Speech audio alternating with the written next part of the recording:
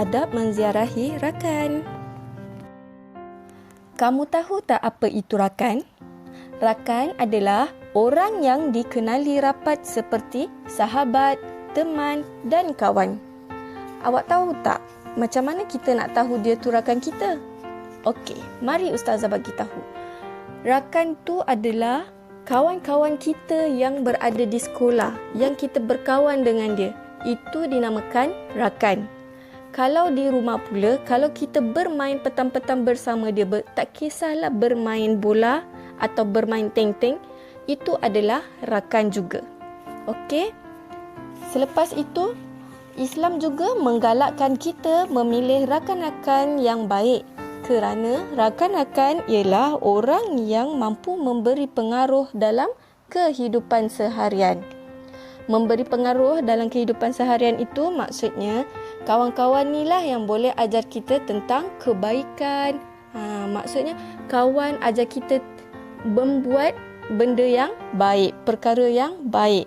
Rakan-rakan ni juga boleh mengajar kita tentang pelajaran kat sekolah. Kalau kita tak tahu tentang pelajaran di sekolah, kita boleh tanya rakan yang tahu. Okey. Tapi kita tak boleh ikut kawan-kawan yang suka melakukan kejahatan. Contohnya, kawan kita ajak mencuri. Itu tak boleh ya.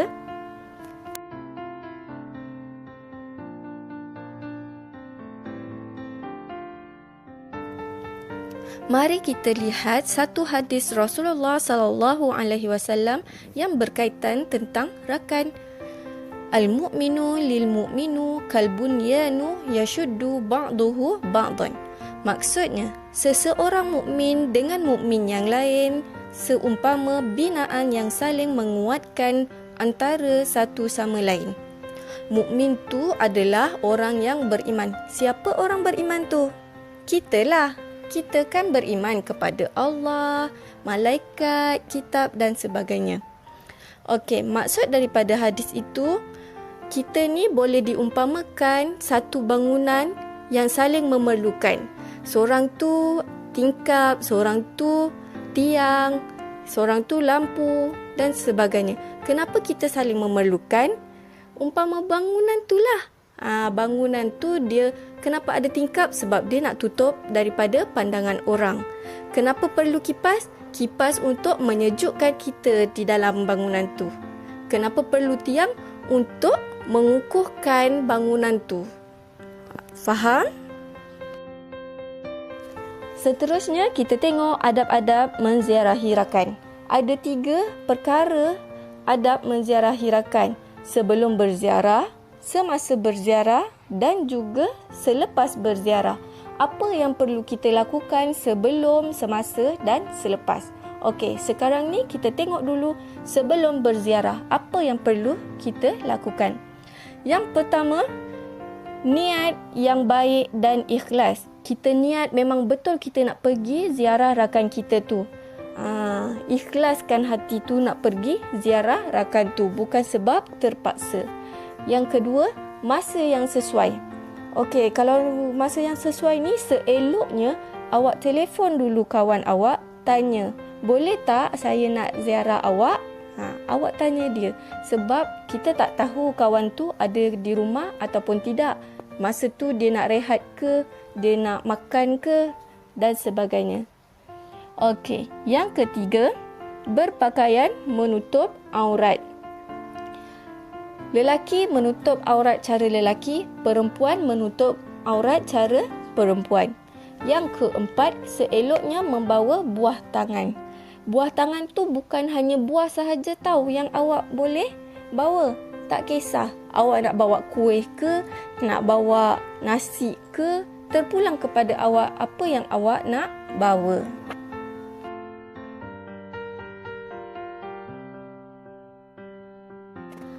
Lihat pula kepada adab semasa berziarah. Semasa berziarah tu maksudnya masa awak tengah ziarah kawan, ada di dalam rumah rakan tu. Okey? Yang pertama, memberi salam. Sebelum masuk rumah orang, mesti bagi salam. Yang kedua, masuk sekiranya mendapat keizinan. Kalau rakan tu jemput awak masuk, baru awak masuk. Yang ketiga, menghormati ibu bapa rakan serta seisi rumah. Maksudnya awak kena hormat orang yang berada dalam rumah tu. Tak kisah siapa, ibu bapa dia, kakak dia, abang-abang dia, adik-beradik dia, semua awak kena hormat. Termasuk kalau dia ada orang gaji dia pun awak kena hormat. Yang keempat, menjaga pandangan ketika berada di rumah rakan. Maksud menjaga pandangan ni, awak jangan tengok benda yang tak sepatutnya. Contoh, awak pergi tinjau-tinjau, intai-intai bilik kakak dia. Itu tak boleh. Awak intai-intai bilik ibu dia. Itu tak boleh. Okey, yang kelima, memelihara tingkah laku dan maruah diri. Memelihara tingkah laku maksudnya awak kena jaga perangai awak. Apa yang awak lakukan, itu yang awak kena jaga. Yang keenam, ziarah tidak terlalu lama. Cukuplah hanya sekejap sahaja awak ziarah rakan. Sebab kita tak tahu kawan kita tu nak tidur ke, ahli keluarga dia nak rehat ke. So, jangan terlalu lama dalam menziarahi rakan.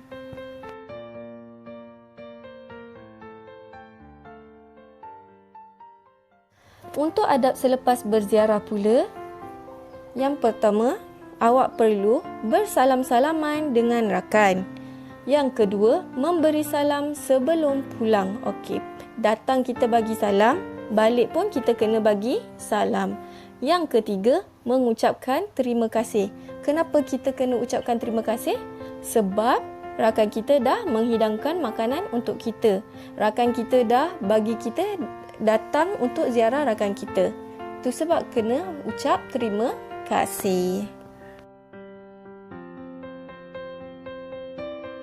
Seterusnya, kita tengok kepada faedah menjaga adab ketika menziarahi rakan. Yang pertama, mengeratkan silaturahim. Yang kedua, dicontohi rakan-rakan yang lain. Maksudnya, kawan-kawan kita yang lain pun akan ikut apa yang kita buat. Perbuatan yang baik, rakan-rakan kita yang lain akan ikut. Yang ketiga, dipandang mulia. Yang keempat, menimbulkan rasa kasih sayang. Adanya rasa kasih sayang antara kita dengan kawan-kawan kita. Yang kelima, mendapat rahmat Allah Subhanahu Wa Taala.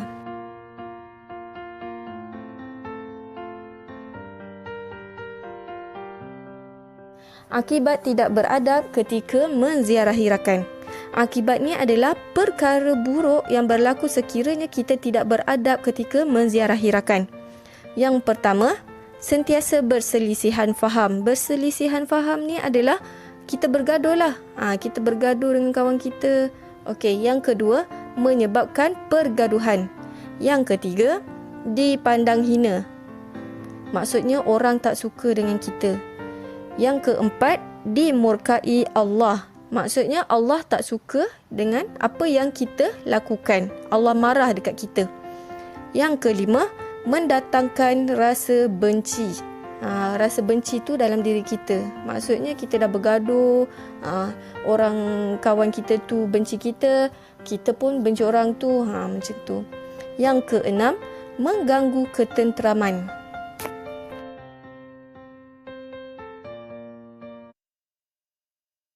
Itu saja untuk video kali ini. Terima kasih kerana menonton. Semoga bermanfaat. Assalamualaikum.